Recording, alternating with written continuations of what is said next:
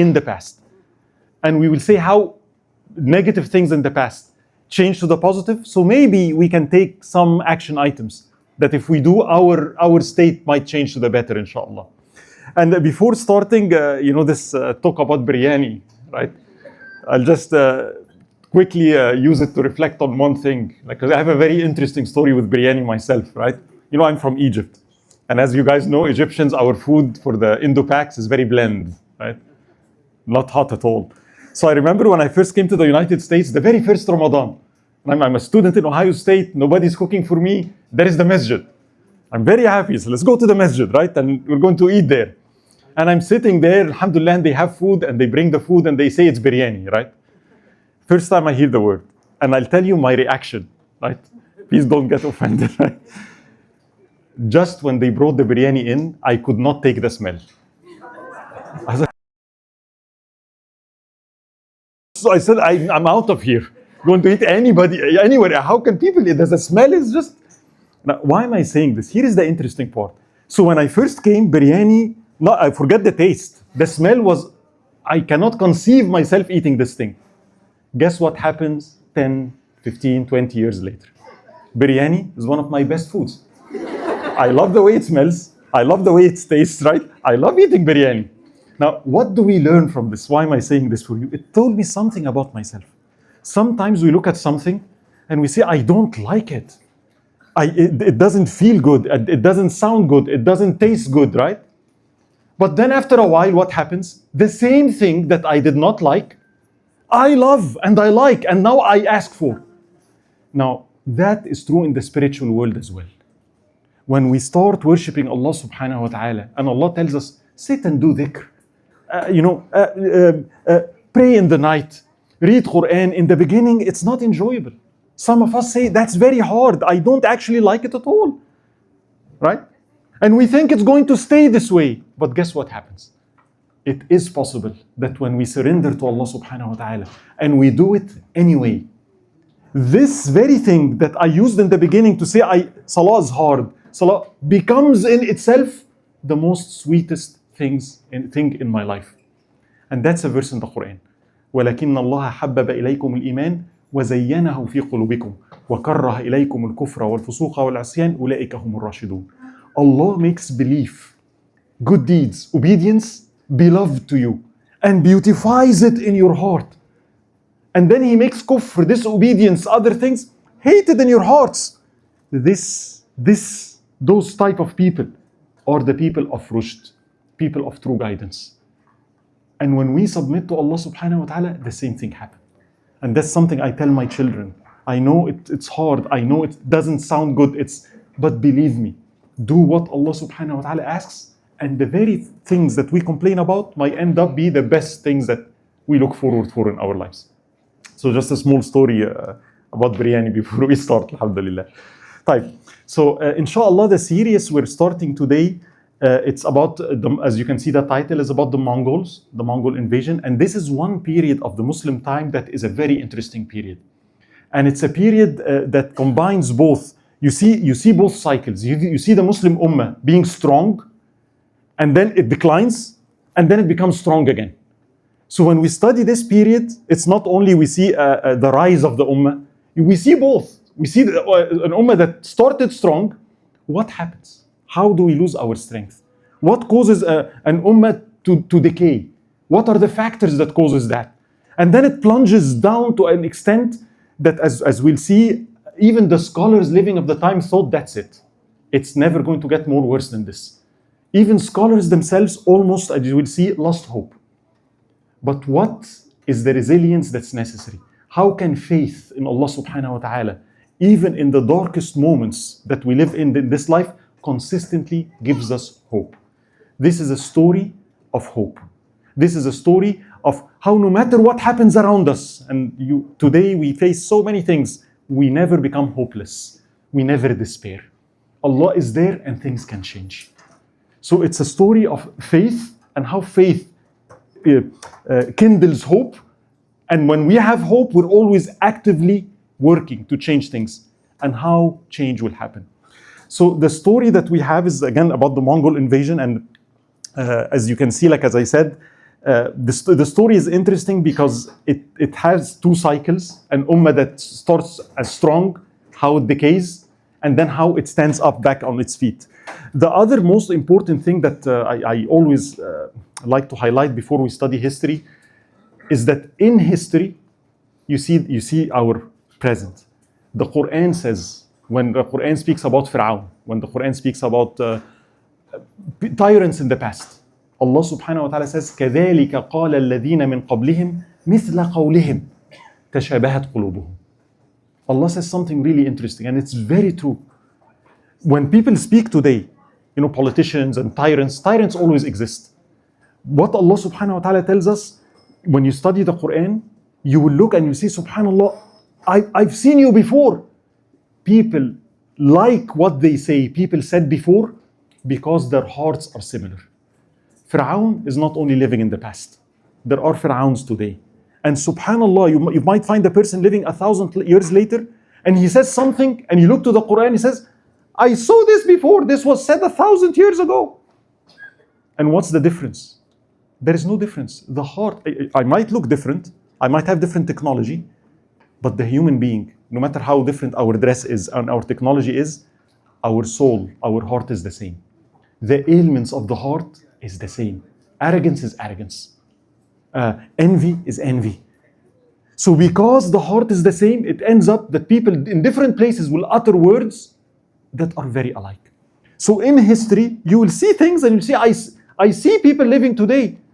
And the reason is because the ailments of the heart transcends space and time. And this is what we also want to study in this. It's not just the events. At a deeper level, what's behind it? What are the factors and things that causes us to decline? Why are we so weak? And what are the things that are inside that causes us again to revive and act in a positive way in an outward manner?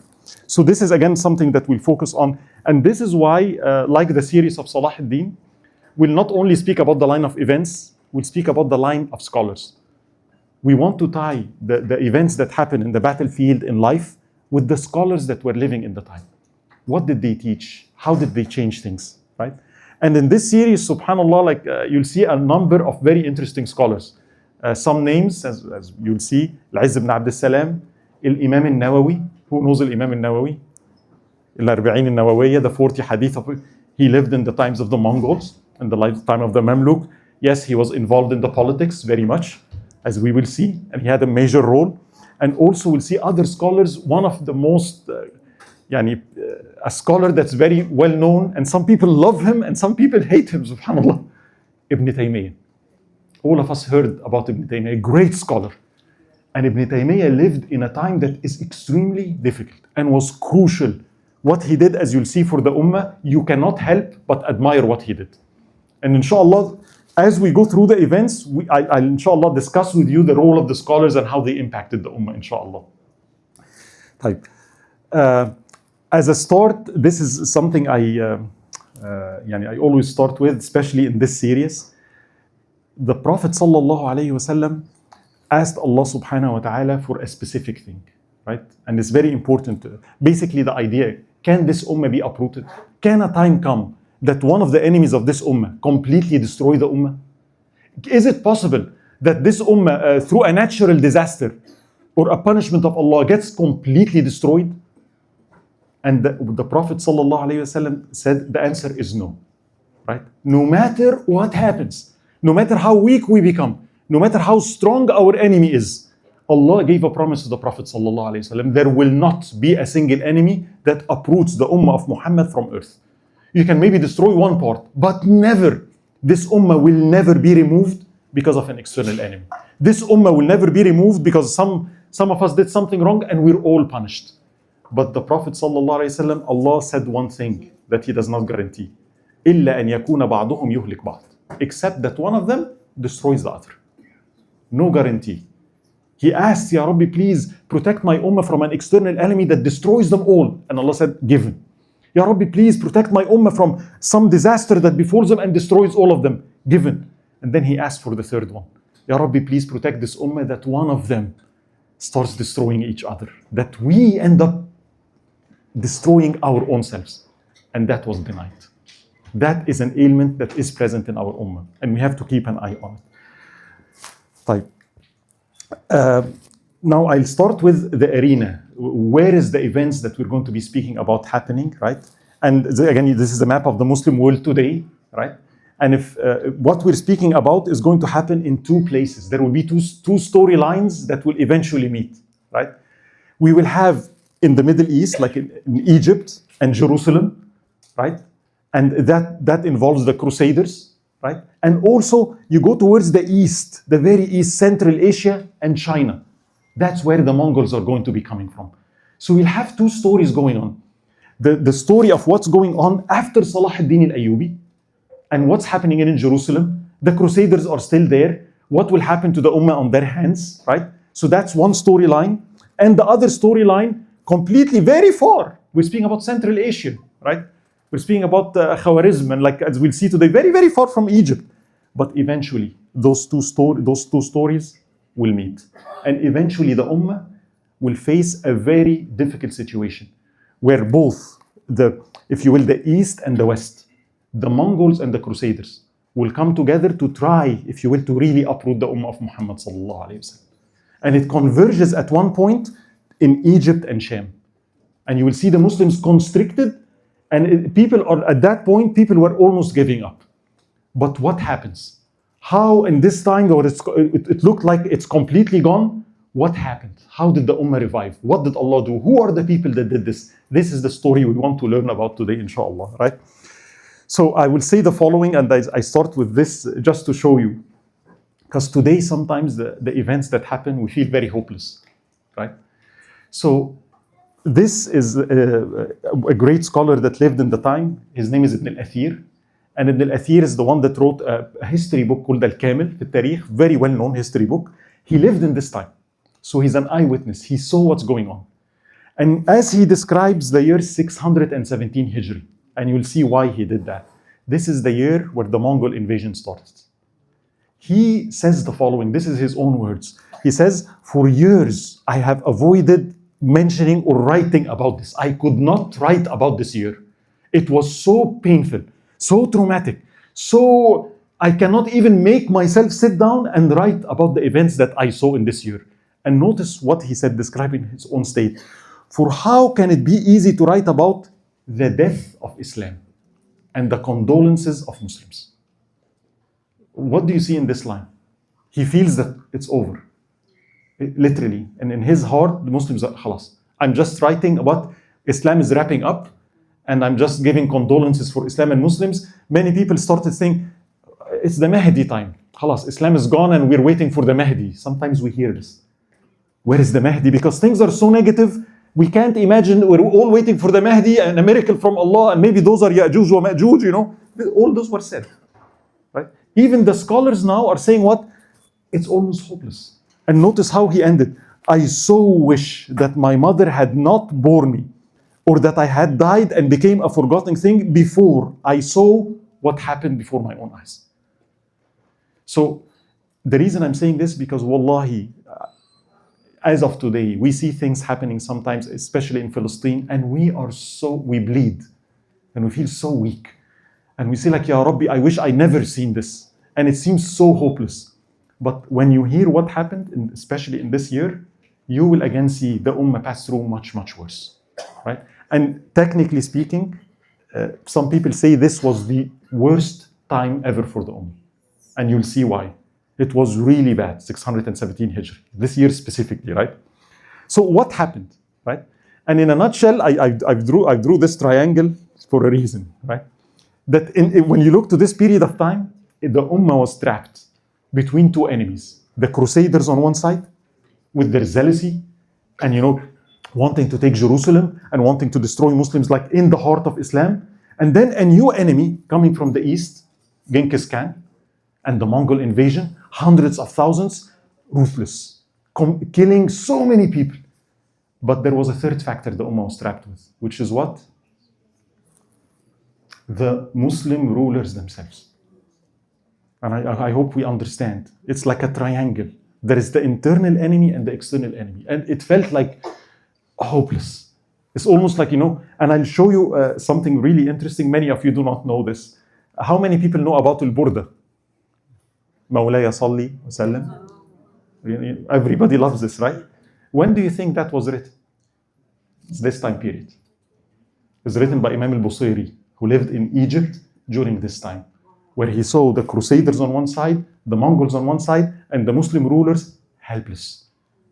And it's a very beautiful story. When he wrote this, there is actually a very interesting meaning. He's almost pleading to the Prophet sallallahu alaihi wasallam. Where is the Ansar? Where is Muhammad sallallahu alaihi wasallam? Where is the religion of Muhammad sallallahu alaihi wasallam? He's seeking comfort in what? His relation with the Prophet sallallahu alaihi wasallam. Al-Burda, as we'll discuss, very profound meanings that has to do with this. And we, inshallah, as we go, I'll show you. I'll show you the Burda. Many people don't. The Burda speaks about Palestine, speaks about Jerusalem, speaks about Al-Isra wal-Mi'raj. The Burda speaks about fighting in the battlefield.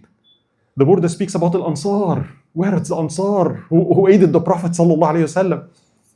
So you'll find a very interesting analogy, and the story of the Burda is by itself amazing, right? So we will also discuss this as we go, inshallah, through this series. Again, don't be disturbed by this map. We'll simplify it, right? So this is the map of the region of the time. And this map shows what? The different states, and and you look at it and it's overwhelming, right?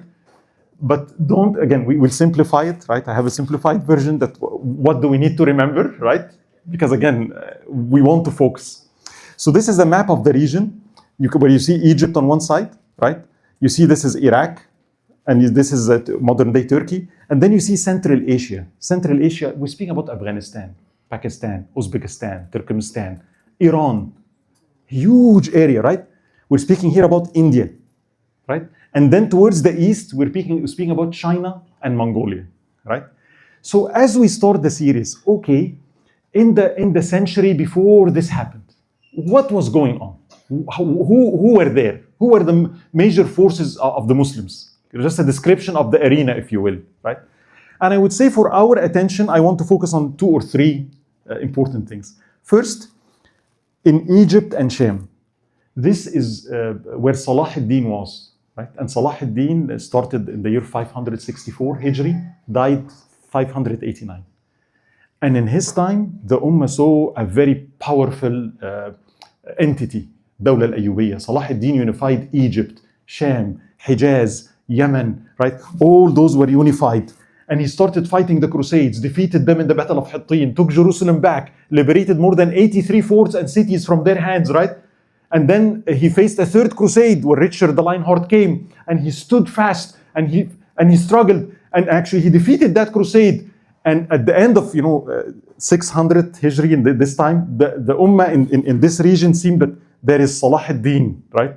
And there is a powerful nation with scholars and knights, and we described what he did before, right? So this was like the Dawla al-Ayyubiyya, right? Now, in the center, you find Al-Khilafah al-Abbasiyya. The Khalifa of the time was Al-Abbasi Khilafah, and including the time of Salah ad-Din, very weak, almost like a puppet, almost like just a figure, a symbol. He's not involved in anything. His power is only in the region of Iraq. It's a symbol. And the Muslim, of course, likes, he's the Khalifa of the Muslimin, he's important. But in the reality, doesn't have much to say, right? Now, the other part that maybe we did not discuss last time is the eastern side. We're speaking about Iran, Pakistan, Afghanistan, Uzbekistan. We're speaking about great cities like Bukhara, Samarkand. Bukhara is the city of Imam al-Bukhari, city of Tirmidh, Imam al-Tirmidhi, right? Bilad ma wara al-Nahr. This area was a very flourishing Muslim state, if you will, with great scholars living there, right? It's the area of Khwarizm, Khurasan, if you will, back in the day, that's how they named it. And what happened? There was an empire that started here, Ad-Dawla al-Khwarizmiyya, and we'll discuss that, right? It replaced the Seljuks, and all this was united under one, and you can see the size, it is huge, right? And it had one leader, Muhammad ibn Khwarizm, very powerful, as we'll describe. His army, more than 400,000 soldiers. Egypt today is 120 million, right? The army of Egypt is 400,000. Right? So he had an army back in the day. 400,000 is not a small number at all. Salah ad-Din had 60,000. The Crusaders, maybe 100,000. This was a huge power for the Muslims, right? So you had the Ayyubiyin on one side, Al-Dawla al-Khwarizmiyya, which we'll focus on, and then the Abbasi Khilafah in the middle. The Seljuks are now reduced to like a small piece in Turkey, very weak. Type. What happened? So let's go a step further. As I said, the legacy of Salah ad-Din. So let's start from there. Salah ad-Din, as we said, united a lot of places, right? Led the jihad and the fight against the Franks very successfully. But Salah ad-Din, and I'll go here, had his own fears. And I remind you of this, those who attended the series. Towards the end of the life of Salah ad-Din, Salah ad-Din did not want to do any truce with the Franks. He was consistently fighting them, fighting the Third Crusade. And when at the end of the Third Crusade, Richard, and they offered him, okay, let's have a truce and we'll leave. Everybody with Salah ad-Din said, let's have a truce. We have been fighting for years and just let's have some breathing space. And Salah ad-Din kept refusing. He insisted on continuing to fight. But later, when everybody unanimously told him, do a truce for 3 years, let's have a break, he signed the truce. But he said something to Ibn Shaddad, the hadith scholar he was studying with. He said this statement. He said, I fear to make peace with the Franks. Why? He said, because I don't know what's going to happen to me. I'm getting older. And yes, we have a strong empire, we have a strong nation, right? But he sees something. Once I die, what will my children do? And he says to Ibn Shaddad, I'm afraid I will die and you will see them, pointing to his children. Every one of them is going to take a part of this empire. He will take Egypt, he will take Sham, he will take, this fort. And then what are they going to do? They're going to start quarreling with each other. And they're not going to pay attention to our enemy. The Crusaders, as long as they're alive, they're very zealous. They're going to come back. They're relentless. They're going to come back for this land. And I'm afraid they come back and my own children are not ready. And you will see each one of them sitting in his own country, minding his own business. As long as it's not me, I'm okay. I'm in Egypt. It's about Jerusalem. القضية الفلسطينية. It's not about Egypt anymore, right?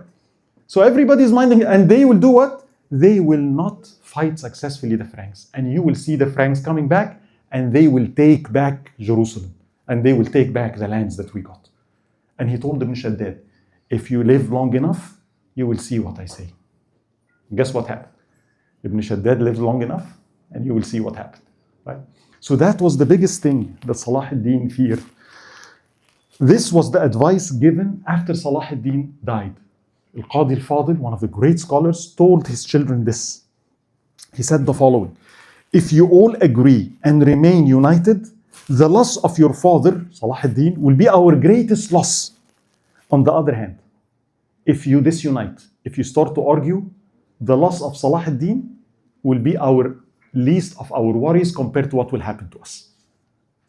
And the great hadith scholar, Al-Hafidh ibn Asakir, said a statement. It's not a hadith, but it's actually a very interesting statement from this great master of hadith who taught Nuruddin Zinki and Salah ad-Din. Please remember this. He says, ما نصر الله أهل فرقة على أهل جماعة قط. Allah never gave victory to people who are disunited, fighting each other, over people that are united. Muslims that are disunited and fighting each other will never win against disbelievers that are united together and fighting as one. It's like a sunnah that Al-Hafidh ibn Asakir, living in the time, said. So you can see here the warning was what? Salah ad-Din was worried, what will happen after I die? Will we disunite? Lesson. Sometimes Allah brings ease into our life. Sometimes Allah makes us prosperous. What we should watch for is that in time of prosperity, in times of ease, it's the time when we quarrel with each other.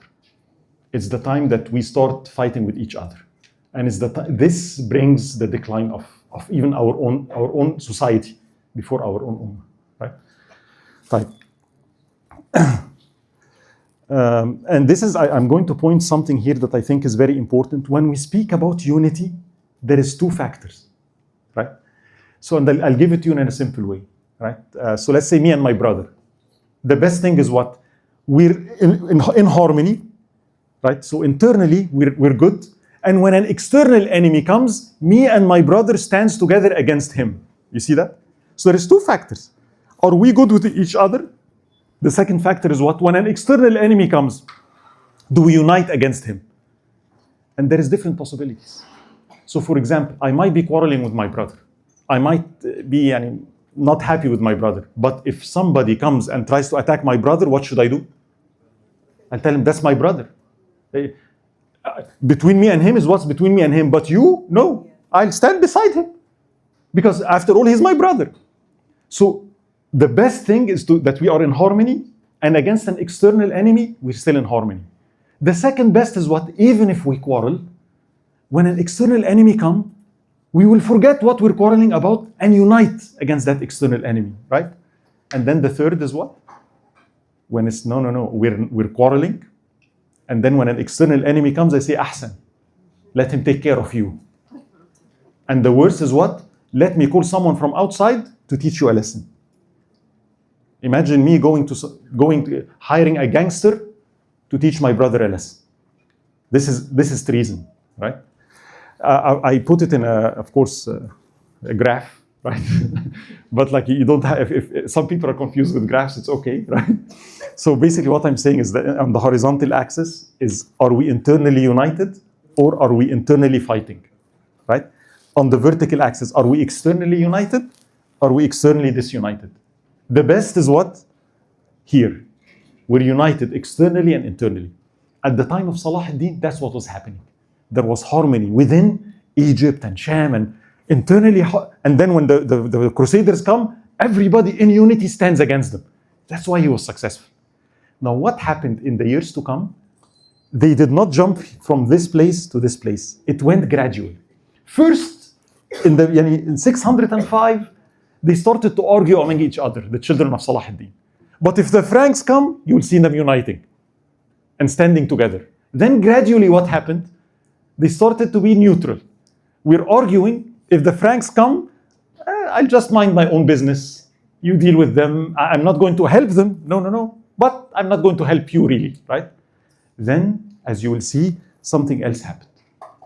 If the Franks come, I will ally myself with them. I will use them to attack you. This is treason, right? And you will see as the years progress, the Ummah declined through this path, right? Type. And I'm going to go through this quickly because this is about the Mongols, not the Crusaders, right? So I'm going to give a brief snippet about something that happened, and then we'll jump to the main topic, which is the Mongol invasion, inshallah. So as Salah ad-Din predicted, right? First, his children did quarrel. The children of Salah ad-Din unfortunately ended up quarreling. Things went so bad that his brother had to take over. His brother basically removed the children of Salah ad-Din, and he became the main ruler, right? And tried to bring things in equilibrium and extended the truce with the Franks. So the Muslims stopped being on the offensive. In the time of Salah ad-Din, they were liberating their lands. Now they stopped, they just wanted peace and let's manage our own selves. Then the children of his brother, right, and this is the time of this crusade, 614, started to do what? Quarrel among each other. Same pattern again. So exactly what Salah ad-Din predicted, the Crusaders did come back. And this is the 5th and the 6th crusade. So this is the year 615 Hijri. Europe combines a big crusade, and they decided it's time to take Jerusalem. The Muslims are divided. And this is what is called the 5th crusade. But something really interesting happened. Usually when a crusade happens, where is the target? Where is the target of the crusades? Jerusalem, right? So the 3rd crusade, you find Richard the Lionheart landing in this area in Akka, right? And Yasa trying to take Jerusalem. But this time the Crusaders did something really interesting. They did not go for Jerusalem. Where do you think they went? Where do you see it?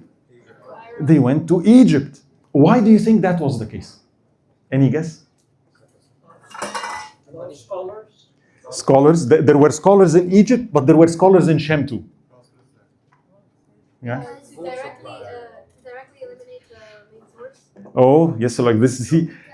Yeah. Because most of the strong soldiers, like anytime they would go to Jerusalem, the soldiers in Egypt would go and take and hit them. Yes. So they wanted to make a battle in Egypt, so Egypt would be Cut done, off, and then they yeah. would conquer the rest. That's true. One lesson they learned that, wallah, and this, again, the reason I'm telling you this lesson is important even for today.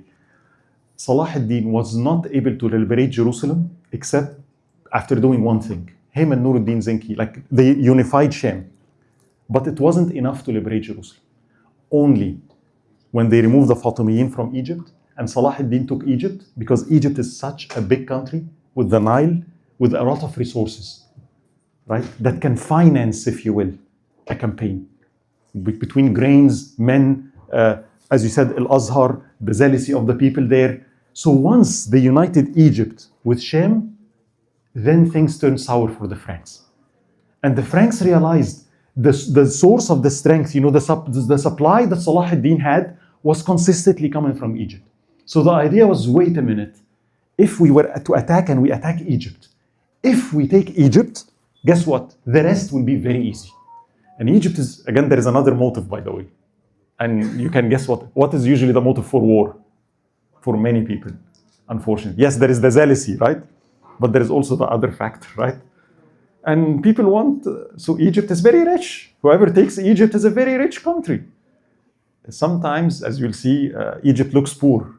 But you look to the people up there, they're not poor at all, right? Egypt is very wealthy, right? So that was another factor. So the campaign, instead of heading to Jerusalem, head to Egypt. Head to the city of Dumyat, which is a portal city in Egypt, right? And again, at that time, the ruler, and you can see what was happening. Egypt was separate from Sham. You see this division?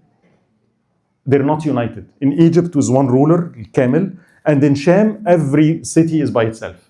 Again, differences, right?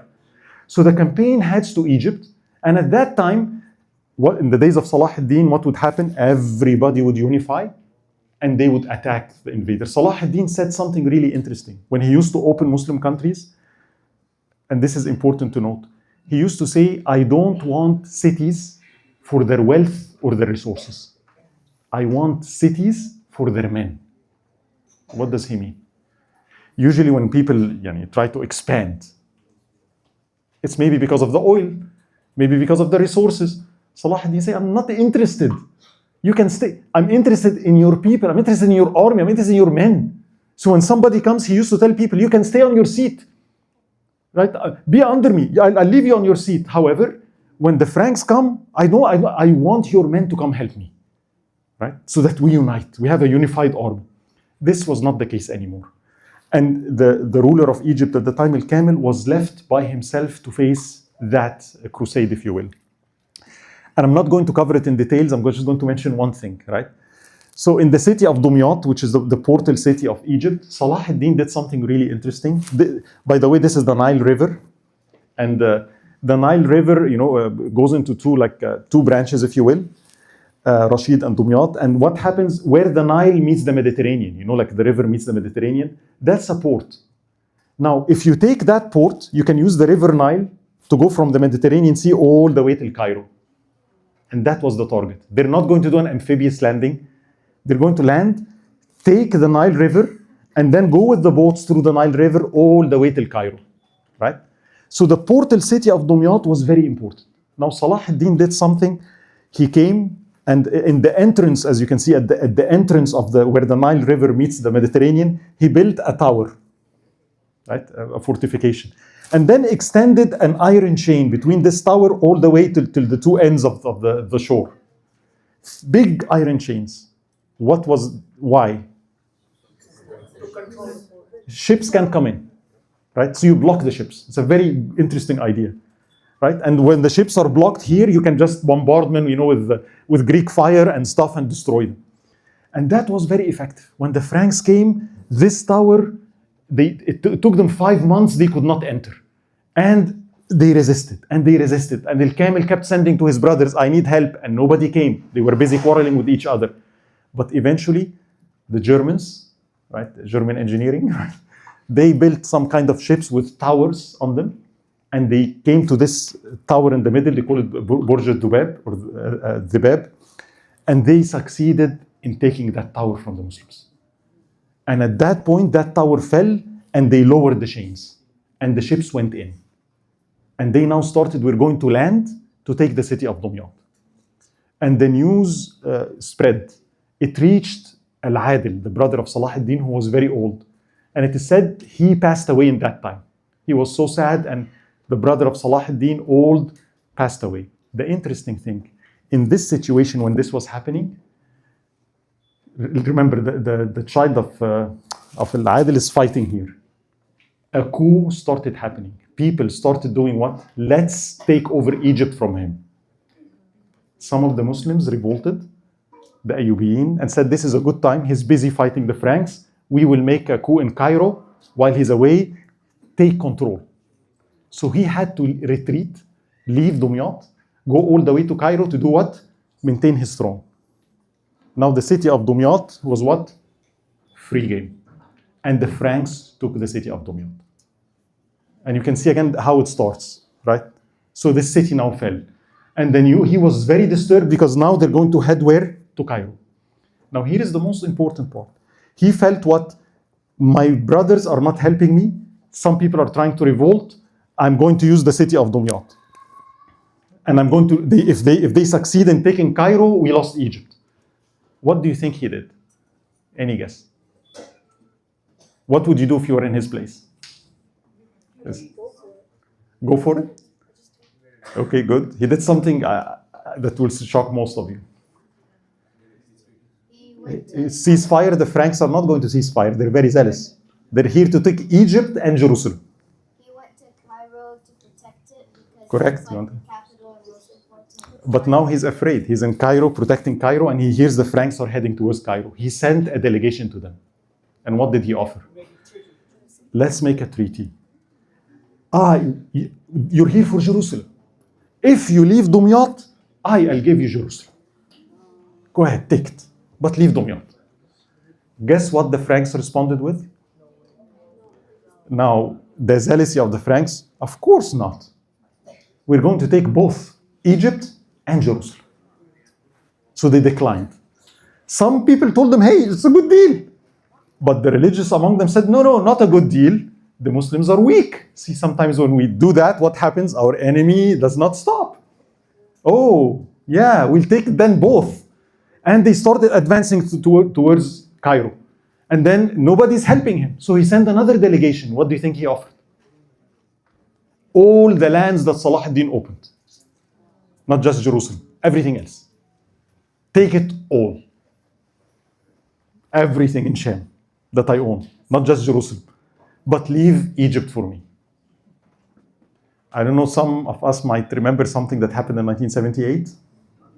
Right? Those who know what I'm speaking about, sometimes we're focused on our own land, that if you give me my land back, I'm willing to, you take your land, you take this, but give me my land back. It was the same kind of a deal. Right? And guess what the Franks did? I mean, if you were in their place, you would say, they don't have enough. They were so greedy, and they said, no, we're taking Egypt already, so we're going to take Egypt and Sham. We're not stopping fighting. And they started proceeding towards Cairo.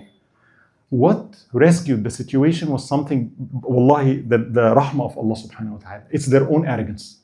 They did not know Egypt very well. And they went through the river, and they started going inland. What they missed is the following. The river Nile back in the day, it's seasonal, right?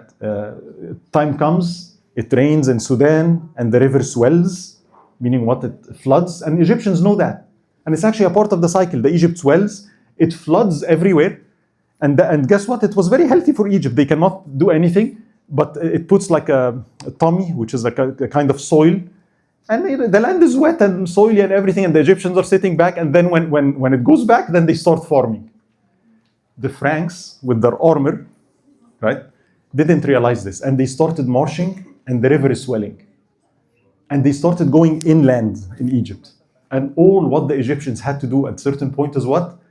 Break certain dams, and the entire ground under them was what? Flooded. Basically what happened, it became mud.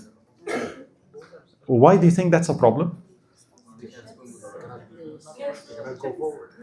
Just think about the Franks with their armor. Now it's muddy. You cannot fight in mud. That's what happened. They saw it's not a place to fight in, and they became trapped with water on all sides, mud under their feet. Their line of retreat got cut, right? And then the Muslims now started to surround them. And actually, some people would joke. They would say, "We'd go to the night, we push him, he falls in mud, he cannot stand up." It was a terrible mistake.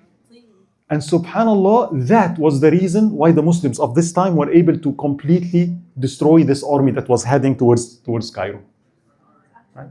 And it was a major, alhamdulillah, Allah granted his victory to the Muslims. And then people told the camel, you know what? It's a good idea. Now let's go take the city of Dumyat from them. And he said, no.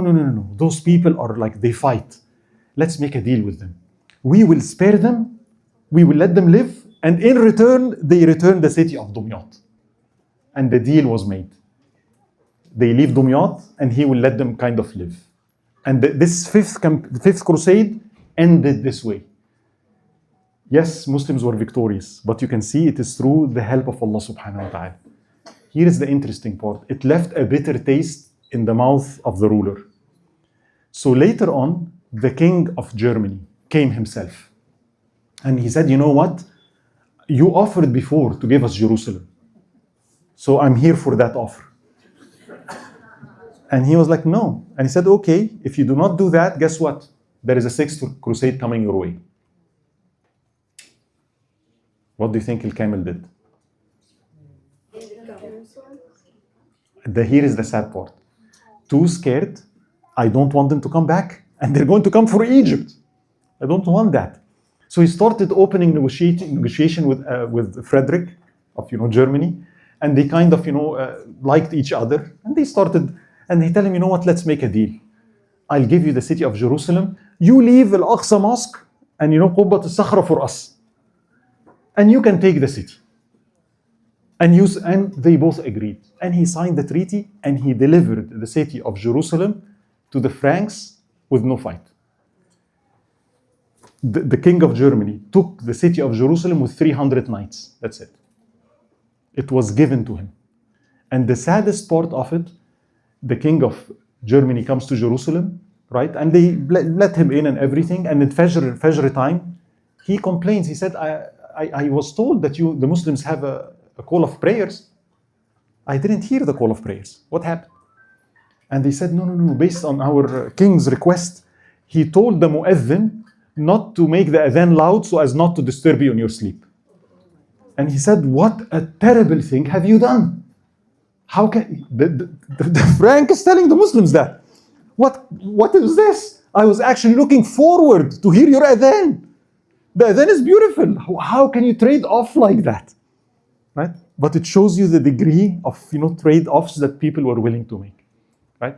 So unfortunately, at this point of time, this was what's happening in Egypt, right? And it looked like the legacy of Salah ad-Din is gone, right? But I'm going to point this. There was one thing that Salah ad-Din did that was not gone. And this is a very important principle. You might have bad rulers. But what makes a decline or not a decline is not just the ruler. It's the infrastructure. Salah ad-Din was not just a good ruler.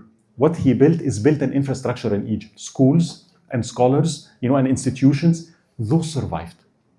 The schools that Salah ad-Din built, the scholars of those schools were still present. And you will see that they are going to stand up for the rulers and cause the change, right? So here I'm putting the timeline, right? You can see from 450 Hijri all the way till 800.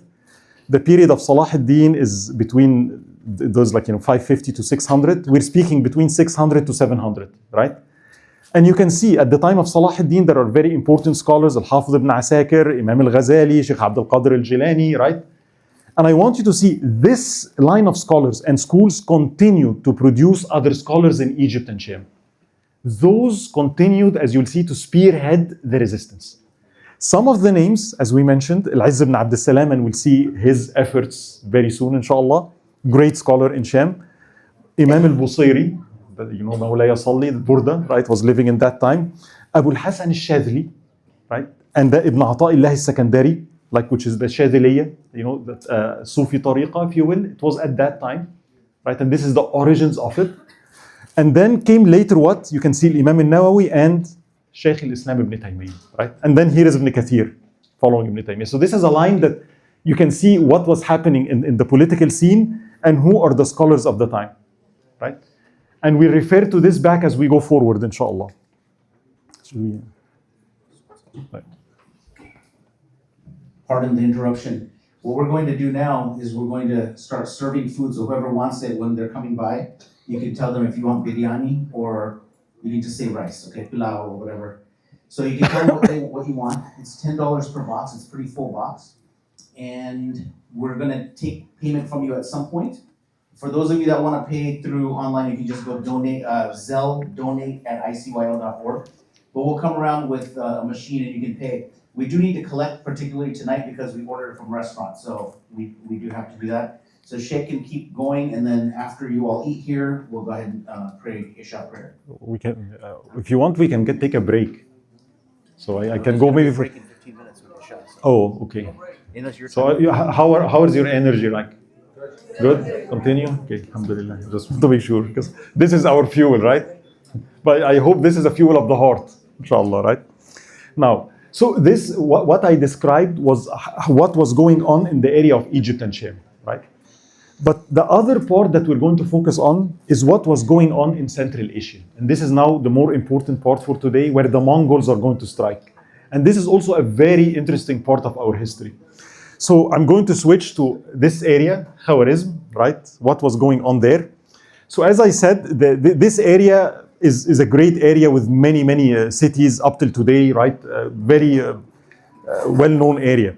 So I will just name some of the cities, right? So you have cities like Bukhara, Samarkand, Khwarizm, Tirmidh, Kabul, Afghanistan, right? Naisabur, Rai and Herat, which is like modern-day Iran. So all this area was under the control of one ruler. His name is Muhammad ibn Khwarizm. Now, who's Muhammad ibn Khwarizm? What was going on in this area? Describe him a little bit for me. This is, I think, what I'm going to do a little bit here. So, Muhammad ibn Khwarizm replaced the Seljuk Empire. He's a very powerful ruler, right? That came and fought the Seljuks, eventually took over the entire area, and took control of Central Asia, if you will, right? So a very powerful ruler, very good ruler. However, one trait of Muhammad ibn Khwarizm that will lead to a big problem, right? What is it? If you look to the map, he has Muslim neighbors, right? He has the Seljuks, you have Baghdad, the Khilafah, you have the Ghuris in India. Muhammad ibn Khwarizm was interested in one thing, expansion. He fought everybody. He fought all his neighbors. He did not leave a single Muslim except he fights, right? His way of getting a kingdom, this area had many rulers. He would fight, basically, if I put it this way, I would say it's a one-man show. I don't know if you understand what that means. Salah ad-Din, when he fought, especially Muslims, he was not interested in destroying others. He was interested to unify. So if any other ruler or a prince or whatever unifies with him, he would leave him alone. He would say, you stay. The most important thing is what? When an enemy comes, we're together.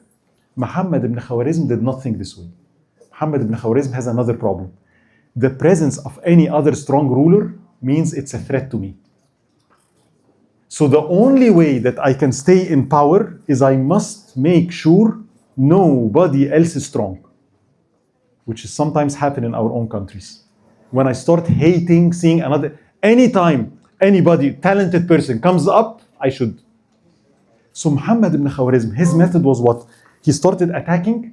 Whenever he takes a Muslim country, he does what? He makes sure to completely destroy the rulers, completely destroy the commanders. He doesn't want any rivals, right? So he would take over, completely destroy other kingdoms. It's basically one-man show. His army was huge, as I said. His army was 400,000 people.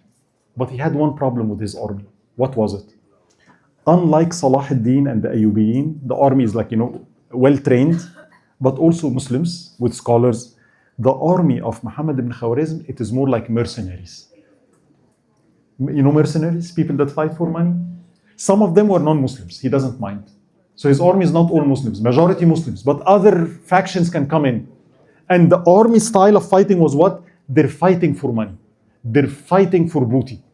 So the one characteristic that was shocking about Muhammad ibn Khwarizm, that when his army would take a Muslim country, like for example, let's say they took the city of Bukhara or any other city, they would start doing what? Treating the Muslims there as if they are non-Muslims. Meaning what? Destroying, taking slaves, enslaving Muslims, taking their money, destroying. So they did not differentiate between Muslims or non-Muslims, which is both is wrong. But they did not even spare Muslims. They were very aggressive against anybody they fight. Now the Ayyubiyin, they fought each other. But one trait was there. When the rulers fight, the people in the city were mostly safe. So if I was living in Damascus and one Ayyubi prince is fighting another Ayyubi prince, what does it mean for me? Nothing much. They're going to take it out with each other. Tomorrow I'm going to be paying taxes to him. After tomorrow I'll pay taxes to him. After tomorrow, but I'm safe. They're Muslims, they're fighting over the throne. But my daily life is what? I'm okay. They're not going to come take my house. The Khwarizmi soldiers were not this way. If they take a city, you are not safe. Your children might become slaves, your house might be taken, your wealth might be confiscated. So they were very aggressive. Right? And that was a very negative trait for them. Now, and you can see what Ibn al-Athir said about him, right? He left nobody but himself, right? As the only powerful ruler, right? Type.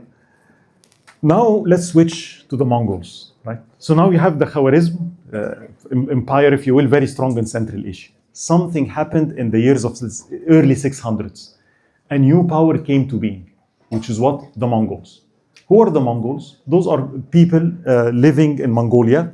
They're nomadic in nature, meaning what? They go, nomads. They rely on what? Grazing and what have you. And there are many tribes and they were not united. But some of the traits of the Mongols was the following, and this is one thing, it's a mounted nation, meaning what? They had tremendous amount of horses and they're excellent horse riders. And we'll speak more about this, right? The other thing, they are hunters by nature. So when it comes to the bow and arrow and the archery, they were excellent archers, right? They're very rugged. They live in a very harsh condition, extreme cold, extreme hot. So they're very resilient people, very rough people, right? One other thing about them that I find it interesting. Remember when we discussed the Franks and we said the Muslims viewed them as what? Filthy, if you remember. They did not wash. After they go to the bathroom, they don't clean themselves. So the Muslims always commented on the Franks, and the Franks they don't smell good, and Now we find the Franks describing the Mongols as filthy. It's a completely different level. So first of all, they say they eat anything, rats, insects, anything, right? No differentiation. They wash with urine. Just think about what I'm saying, right? So I mean, it's another level, right? So, and they said that they had a stench and a very specific odor to them, right? They never wash their shirt. You wear something for a year, right? No washing shirts, right? So when it came to hygiene, they were, even the Franks commented on that they were, right? So they're not very clean in that. Their diet, I just described it for you. They eat anything, right? Anything, dead, alive, doesn't care, right? To the extent, some descriptions, you'll be shocked, they eat lice. Just think about it. And I'm going to say something that I was. Sometimes it's a trait of monkeys. When monkeys. So the Franks, and the Franks is the one that reported this. They say we saw them. They take the lice out of their and they eat it. And when they ask them, "What are you doing?" Their comment was the following: "The lice eats blood from our children, so we should eat them as well." Right?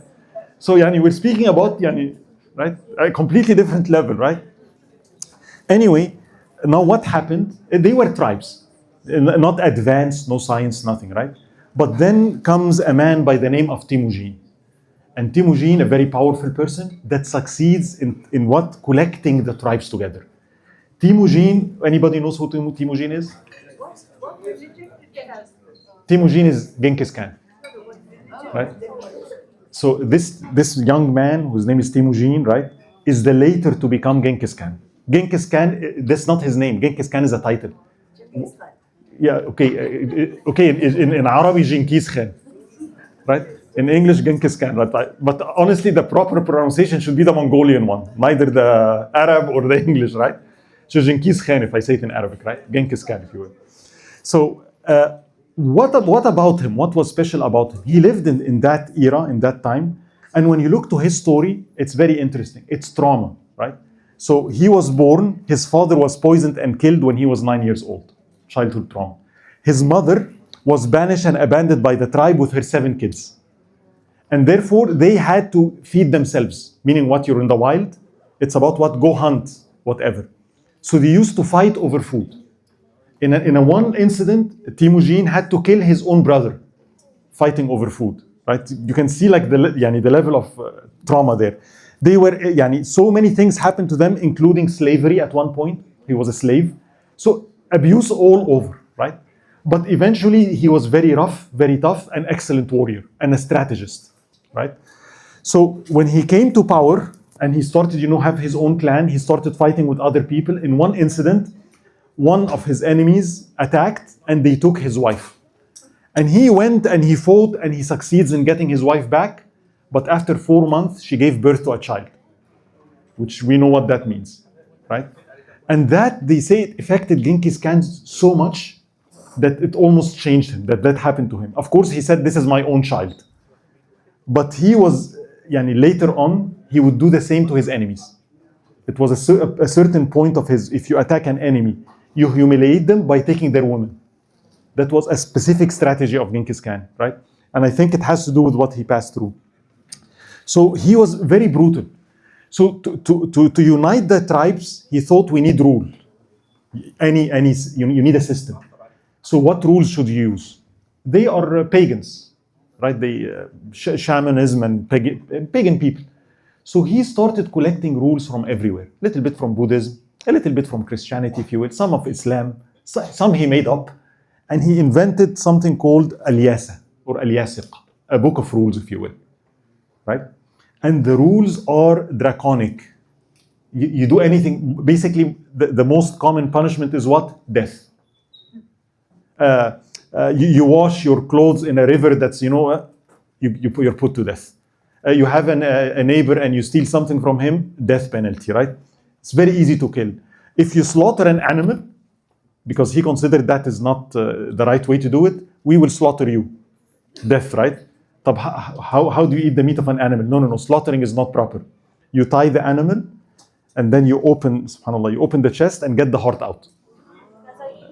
I mean, it's a book of rules that is very, very draconic, right? And Genghis Khan, again, he starts the Mongols now unite, and he sees that we should rule the world. He starts this idea of taking over everybody. We're so powerful, we're so many of us, we can take the world. And in his time, and again, was a very surprising fact for me. Modern researchers, when they estimate the number of casualties under Genghis Khan, the number was 40 million. Just World War II. What's the number? World War II with nuclear weapons and tanks and airplanes, and how many people died? 6 million. 55 to 65. So World War II, with all the advancement we had, it's a horrific war. The world was a war. Genghis Khan, 40 million. And you will see why. Because his strategy, and this is something that he brought, and I would highly highlight this today, and I want you to see this. His biggest weapon was not his forces, psychology.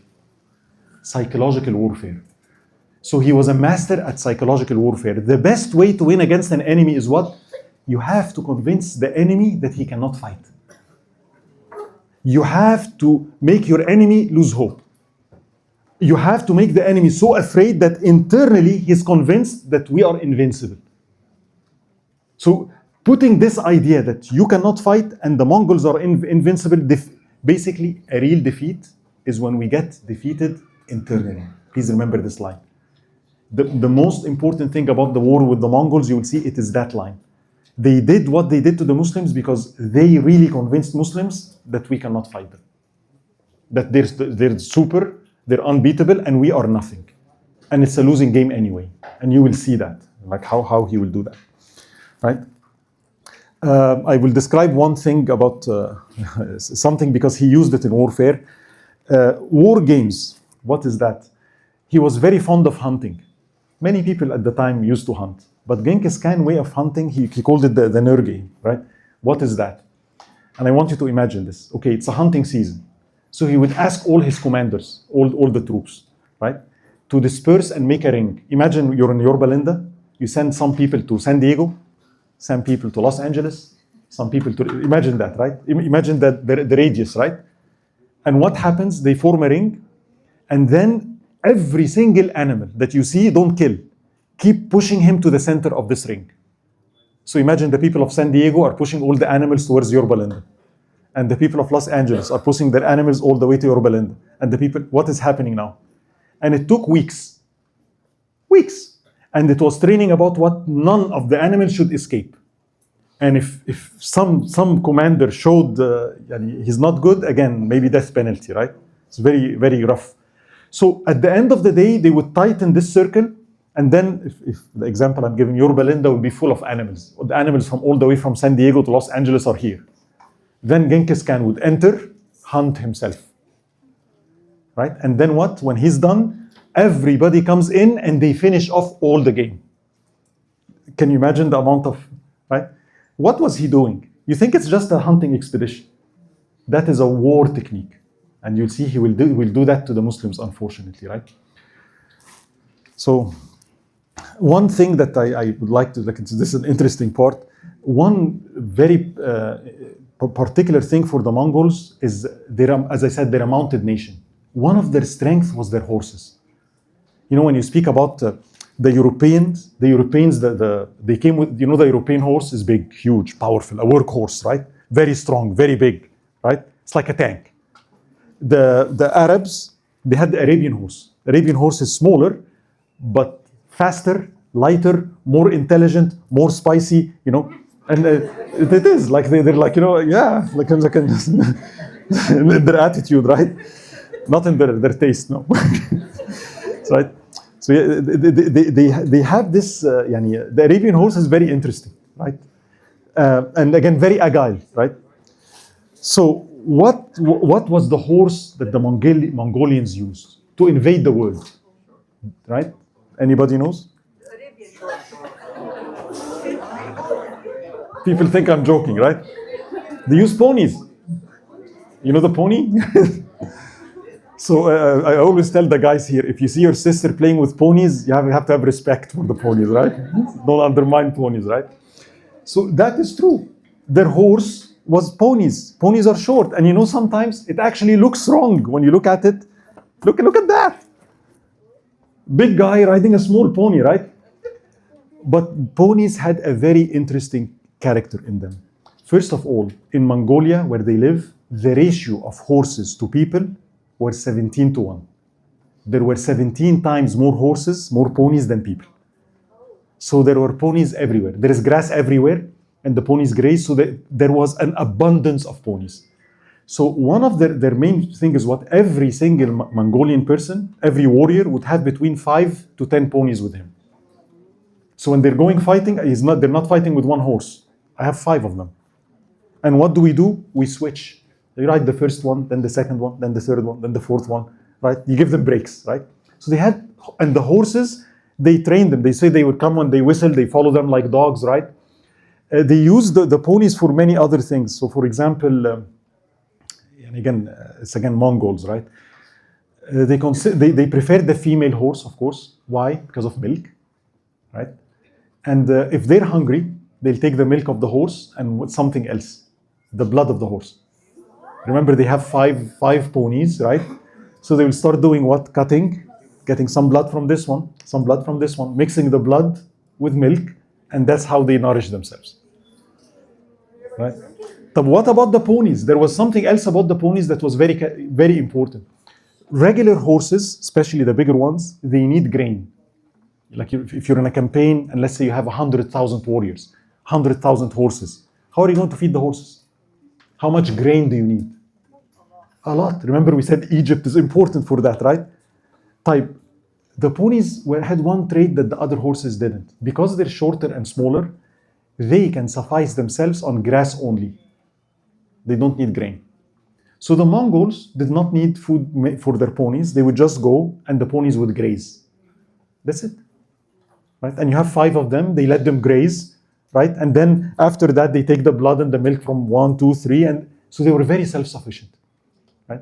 So actually, the use of the ponies was one area where the Mongols, it gave them some advantage over other people, which is an interesting thing. Although, one lesson: sometimes small things that looks weaker can result in a basically very big advantage that you don't see. Don't underestimate someone because he looks small. Don't underestimate ponies, right? Here's another one thing that we don't.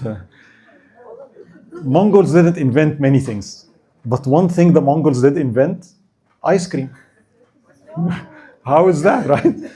So they used to ride their ponies, take the milk and the cream, right? And they're riding, remember the pony, sub-zero temperatures, and they're riding and they're like galloping, and what's happening to the milk? It's being shaken, right? And it is very cold, so the milk being shaken under cold weather turned to ice cream, right? Now, when Marco Polo was on his trip and he visited Mongolia and the Mongols, he saw that, right? And he took it to Europe, took it to Italy. You know gelato, right? So that's where, according to many theories, modern day ice cream came from the Mongols, right? So the next time you eat ice cream, remember Genghis Khan, right? Right. Probably those are the two most positive things I can say about them, right? But what happened? How did it all start? So now Genghis Khan starts forming an empire. They start expanding. They took Mongolia. They started fighting China. And eventually he expands and he comes in contact with Muhammad ibn Khwarizm, the Khwarizmi Empire. Now the Khwarizms are very powerful, 400,000 warriors. They're not to be undermined, right? So Genghis Khan sends a message from Genghis Khan to Khwarizm Shah. And I want you to read the message. The message looked as what? He tells him, I am the sovereign of the land of the rising sun, right? While you rule the lands of the setting sun. I'm a great king, you're a great king, basically, right? And then he says what? I recognize your status, right? You are to me like my beloved son. So here is what I suggest. Let there be peace between us so that we can prosper together. I've sent you gifts and merchants bearing valuable goods to establish trade and goodwill. And then let us seal an alliance of friendship and respect. In peace, we can open the roads for commerce and ensure prosperity of our people. May the eternal heavens witness our accord and bless our lands with harmony. Doesn't sound bad, right? Now, if you were Muhammad ibn Khwarizm, how would you respond to that? No, yes, right? Any guess? The response of Muhammad ibn Khwarizm, all what he saw this as a very problematic suggestion. Why? All what he commented on was this. What did he didn't like? What did he call me? He called me what? His son? Who does he think he is? How dare he call me Muhammad ibn Khwarizm, the Sultan of the world, right? I'm not his, who does he think he is? That's all what he saw. He did not see any and no strategy. And this was a problem with Muhammad ibn Khwarizm, so inflated with his strength. So that struck a wrong chord in him. All what he saw is, who does that man think he is? I need to teach him a lesson, basically, right? So he wasn't very happy with Genghis Khan, right? Now, what happened next is he said, tell me more about Genghis Khan. Let's send an expedition, towards the lands in Mongolia to see what's going on and bring me back some news. So he sent some of the expeditions there, and they came back with 3 very interesting stories. The expedition said, when we went into their land and we saw they destroyed many villages and we saw mountains, and the mountains had, snow on top of them. White, you can see it here, right? It said, but as we approached the mountains, we found those were not mountains with snow on them. It was mountains of skulls and bones. Those were not mountains. Basically, when they take a village, they kill, they do what they do, they take the bones and they pile them up in heaps, piles of what? Hills of bones. And you're speaking thousands, right? So he said, and remember the psychological warfare? See what Genghis Khan is brutal. This is what we do. And for everybody to see, we were here. This is what we do. And now I want you to imagine the Muslims are like, oh, what's this? How many people did this guy kill in this village? It's a mountain of bones, right? The second, they say, the grounds were very greasy in certain areas that we could not cross, and only to discover that this is not grease, this is human fat. One is, it's like, I wanted to imagine the horrors. The Genghis Khan was what? He uses brutality as a weapon. That was his strategy, right? Brutal to the nth order, to the extent that, like people would be really scared, right? And you'll see like more inshallah today. And then they went to a village of the Leaping Cliff. What is the Leaping Cliff? It's a cliff and you look down and there is many dead bodies. The women of this village decided to throw themselves from the cliff before the Mongols catch them, to spare them, right?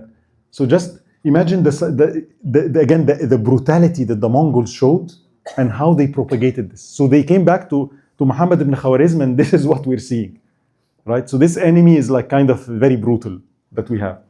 Now, up till now, there is no conflict yet, right? What triggered it? The first blood. What triggered it was something really interesting. I don't know, do we have time or should we stop for Aisha, by the way? 9:30, okay, type here.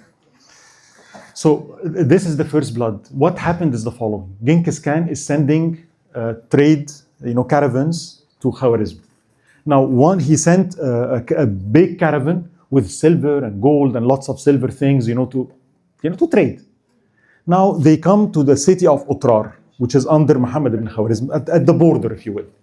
The ruler of the city of Otrar did something really, a Muslim ruler, right? He looked at the caravan. There is a lot of silver there, and there is a lot of, So he decided to do what? He captured them and said, those are spies. Those are Mongol spies. And therefore we should put them to death. And he killed all of them. And then he took the caravan to himself. You see what happened, right?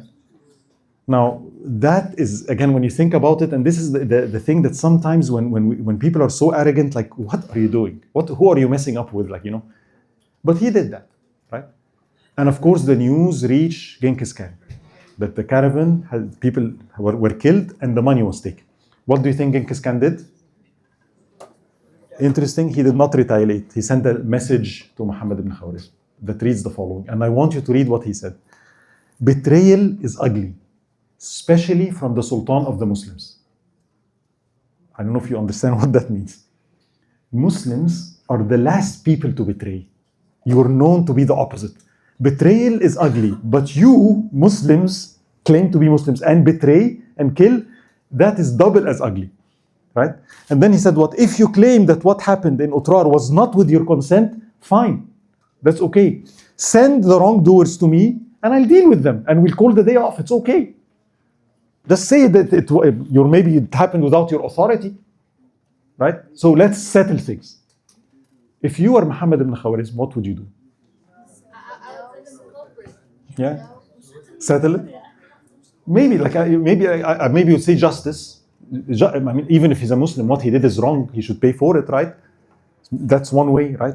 Some people would say, I cannot send a Muslim to non-Muslim, right? But then I should establish justice in my land, right? Or at least, right? Muhammad ibn Khwarizm's response was something very different. Muhammad ibn Khwarizm's response was something very different. You know what he did?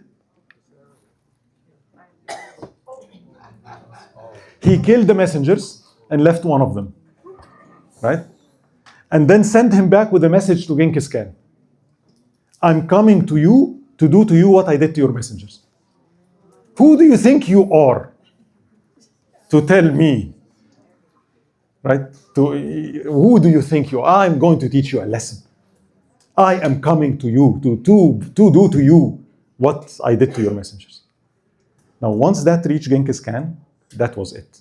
He gathered all, the troops, more than 150,000, like it's hundreds of thousands of troops. And he started, let's go. We are going after, because for him, it was like remember, this is again a draconic person, right? And he has the rules of the Yasa, like I cannot let it go, right? So now the war starts. This is how the war starts between the Muslims and the Mongols. And you can see, can you blame the Muslims? Did something that's terrible here, right? Unfortunately, right? Now, what happened is Muhammad ibn Khwarizm takes some of his army, they go and they meet a big part of the army of Genghis Khan. And the battle starts. And it is said it was a horrific battle. The battle lasted 4 days, right? But for the first time, something very interesting the Muslims confronted that they were not used to. And I will show it to you, like a technique in battle that they didn't see before. And I would call it the unrelenting attack of the ponies, right? So what happened is, and this is the Mongolian style of warfare, right? So remember what we said, each warrior has what? 5, 10 ponies, right? So they would do the following. You have a lot of ponies here. You would ride, and they're excellent archers. When it comes to, by the way, they learned horseback riding at the age of 3. So if you're 3 years old in Mongolia, you know how to ride a horse. And by the age of 5, 6, you know how to hunt. So it's a mounted nation, right? So they would ride, and they would just gallop on their horses with the archer, right? And I want you to imagine the army in front of them. You're sitting, and you're seeing horses rushing towards you. So psychologically, you're like doing this, right? And at the last moment, when they're about 30 meters, they had different types of arrows. One of them was armor piercing, meaning what it's very powerful. And at the range of 30 meters, it can penetrate the chainmail, right? So they would go to 30 meters, right? And then they would start firing their arrows, right? And the other people are sitting, right? But then they won't come at you. They flip and go back. And while they're going back, they shoot backwards. And you see what happens. It's a train. It keeps going on. And they go back, get another pony, ride, and continue. This can take 3-4 hours. So imagine I'm a soldier sitting for 4 hours under the sun, and I don't know when will the horse come at me. They come very close, they throw the arrows, and then they turn back. Again, and again, and again, and again, and again. Right? And then when I'm exhausted, then they attack. Right? So they kept doing this, and Muhammad ibn Khwarizm, the Muslims fought well, and they say great number of people died, 20,000 on the Mongols, and maybe 20,000, horrific battle. At the end of it, Muhammad ibn Khwarizm decided they're too tough. And he decided, let's call the day out. I'm not winning this, they're not backing up, they have too many ponies and too many attacks, and I lost too many people, so guess what? He made a decision that was wrong. He said, guess what? They seem to be very tribal, very simple. Maybe I should rely on the fortifications. Maybe I should fight them behind walls. I'll go back. We have our cities with great fortifications, right? And that's it. They don't have siege equipments. They cannot do anything. So he decides to retreat. Right? So he retreats all the way, not in any of the cities like Samarkand or Bukhara, all the way in Urjand, which is the capital, right? And he starts doing what? He decides to divide his army. Instead of making one big army and facing, he said, no, let's send 50,000 in Samarkand, 30,000 in Bukhara, 10,000 in Otrar. I have many of them, right? And behind the fortifications, we'll do well. So his strategy was what? Defend. And rely on the fortification and put tens of thousands in each city, and that's it. And they won't be able to do anything, right? When that was happening, another army appeared in Otrar. Remember Otrar, the ruler that did what he did, right? And they laid siege to the city of Otrar. To their surprise, they had siege engines. The Mongols are not good in engineering. Well, when they fought the Chinese, and they conquered China, they took some of the Chinese engineers, and they take them with them, force them to build, trebuchets and catapults and siege equipment.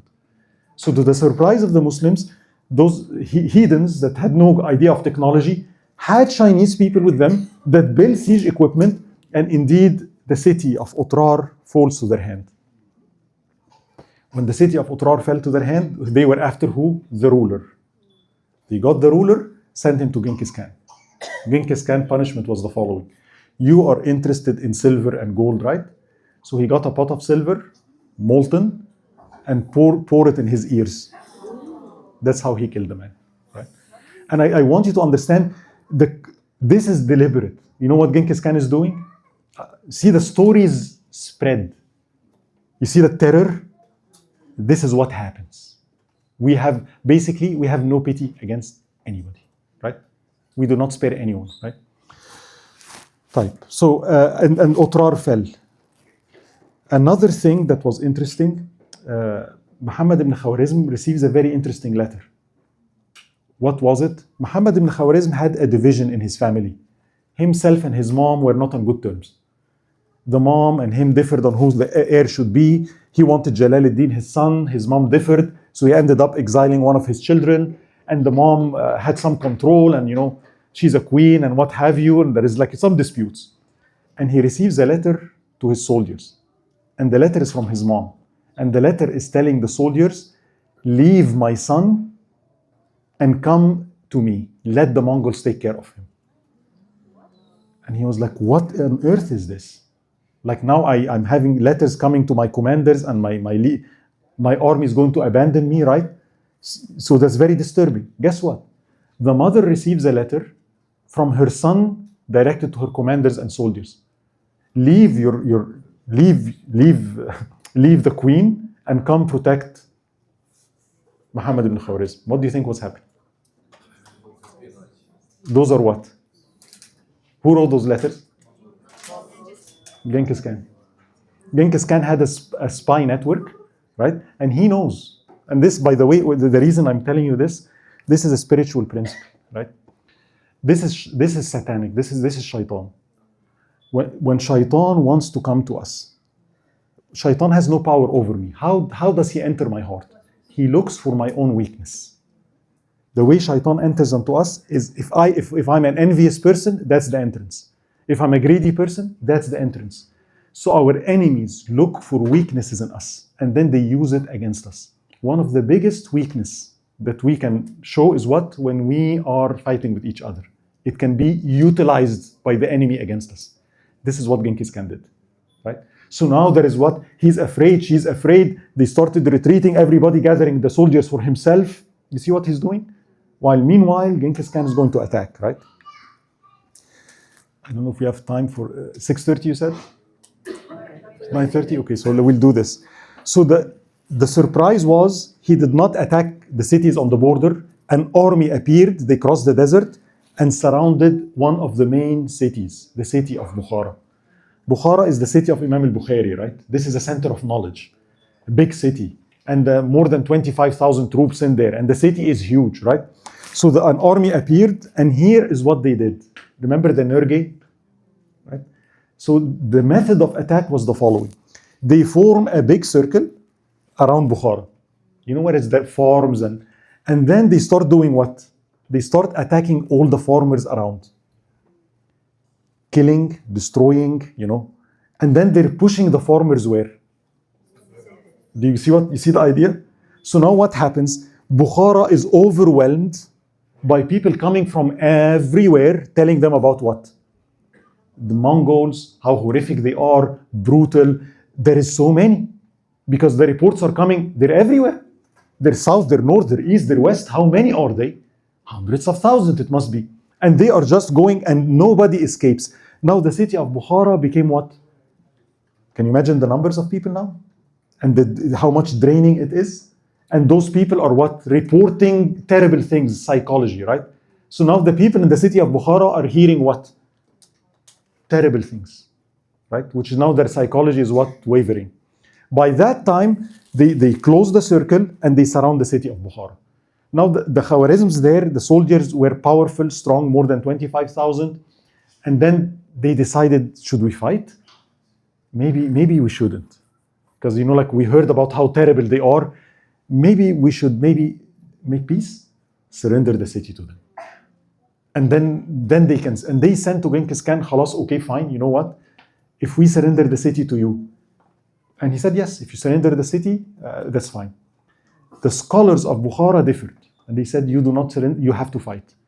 So they divided into two groups. Surrender, fight. So the people that said fight went to the citadel inside with some of the soldiers and the scholars, and the majority of people afraid for their own soul, just Genghis Khan, if he said, if we surrender the city, it's okay. And they opened the gates. Once they opened the gates, what do you think happened? No. Genghis Khan offered peace for everybody. No killing. I'm a man of my word. No problems. But there is one problem. Those people in the citadel, those terrorists there, they're going to destroy the peace talks. You have to get rid of them, right? So what do you want? You guys have to help me get rid of them. So he starts using the Muslims of Bukhara to do what? Fight their brothers in the citadel. Right? After 10 days, the citadel falls. Right? And of course, everybody that chose to fight Genghis Khan is dead. Khalas, things are done? No. Friday prayers, this is one of very interesting, right? Jum'ah khutbah, main masjid in Bukhara. The Muslims are sitting in the masjid, and the sheikh doesn't come to the pulpit. There is a Mongolian person coming up. Who is he? Genghis Khan. Genghis Khan decides to give a khutbah. Jum'ah khutbah to the city of Bukhara and the main. This is what he did. This is a very important lesson, right? Because why he did that. And in this khutbah, he starts saying the following. O people of Bukhara, know that you have committed great sins. And that your Lord Allah, he's quoting Allah subhanahu wa ta'ala, Allah is angry with you. Because of what you did and what you're doing. And if you ask me, what's the proof for this? I would tell you, because he allowed me to conquer you. I am nothing but the wrath of God. He unleashes me on the people that he wants to punish. And because you fell under me, it's Allah that's wanting to punish you. And he comes down from the pulpit, and what happens? Now he shows his real face. Bukhara is destroyed. Killing, destroying the library, burning everybody. Everybody's put to the sword. They had kill quotas. What is a kill quota? He goes to every soldier by command. You know what a kill quota is? He tells the soldier, you're required to bring 10 people dead. And if you don't, it's your head. Go. Right? So he assigns, per soldier. And it doesn't matter. Men, women, kids, all the same. Kill everybody. So in Bukhara saw a terrible massacre on the hands of this brutal man. Here is the question. If you're going to kill the people of Bukhara, what was the purpose of this khutbah? Why do this? What do you think he's doing? Look, what is the source of strength of Muslims? Allah, right? You can oppress me, but you know what brings me hope? Allah's on my side. Allah's al-Qawi, Allah's al-Mateen, Allah sees you, Allah will help me. What is he doing here? He's telling you what? Don't think Allah's on your side. I'm not the one doing this to you. You know who's doing this to you? Allah. Allah is angry at you because you're sinful. And and you'll see that with Hulako, and they would actually spy on people, know what they're doing wrong, and then they will tell them, you did this, you did this, you did this, you did this. Therefore, Allah's angry with you. You don't obey your mother. You don't, you know what I mean? That's why you had a car accident. That's sometimes some of us use Genghis Khan strategy against our own kids. You know why you failed that exam? Yeah, you didn't speak well to your dad, did you? That's what happened. So Allah is angry with you, so you failed. You see the idea? Genghis Khan is doing the same thing, and his thing is what? Your dua is, it's Allah that's doing this to you. Don't think you're a victim. Don't think you're innocent. It's Allah that's punishing you. You can't go to him because he's the one doing this to you. You're a bad Muslim. You're a bad person. You deserve it. You see the idea? So now if I feel this way, oh my God, he's right. I'm a bad Muslim. It's a punishment. God is punishing me because of what I did. I'm being punished not by Allah. I cannot go to him. He's the one doing this to me. This is what Genghis Khan's strategy was, right? And he destroys the city of Bukhara. And I think we'll stop here. But the next stop was Samarkand, right? Now, I know it is negative. I'll just end with this, right? But there is a lesson here. Notice what he's doing. Internal defeat. He's focusing on what? This is not a battle in the battlefield. It's firstly, you have to lose hope. You cannot fight. We will terrorize you. We are brutal. Allah's not on your side. Give up. That is the biggest weapon Genghis Khan and the likes of Genghis Khan use against Muslims. When they convince us that we're not good people, we're the terrorists, and we deserve what happens to us. Right? Inshallah, I'll stop here. And may Allah subhanahu wa ta'ala grant us the ability to learn and act upon what we learn. And may Allah subhanahu wa ta'ala allow us again to live long enough to see the days of the rise of this ummah. جزاكم الله خير. سبحانك اللهم وبحمدك لا إله إلا أنت نستغفرك ونتوب إليك. Jazakallah khair, Sheikh. Mashallah, it's a good session. So how many is everybody on our community WhatsApp? Is anybody here that is not in ICYL WhatsApp group? Okay. So before you go, please join the WhatsApp group. You can see me and I can add you to the WhatsApp group. The reason I'm saying is we got a lot of feedback on the day of the event. So we are doing it on Sunday. So tomorrow being a class especially for kids, we got a feedback that we would like to do it on Friday. So I'm trying to work with the Sheikh to see what we can do. So if there is a change on schedule, please make sure you look at our website as well as the WhatsApp message so you don't miss. Okay. Saturday better? Saturday. Yeah. Okay. So so anyway, just keep looking for just before you come, maybe before Friday, just check for the event. Okay.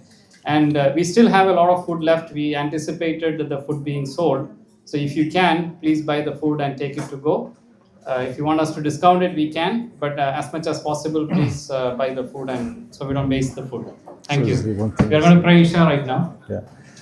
I have some props, as you see. Feel free to come, and those are some real swords. There are some foam swords for the kids if you want to take it at each other. So feel free to come and check them, inshallah. Jazakumullah khair. Assalamu alaikum.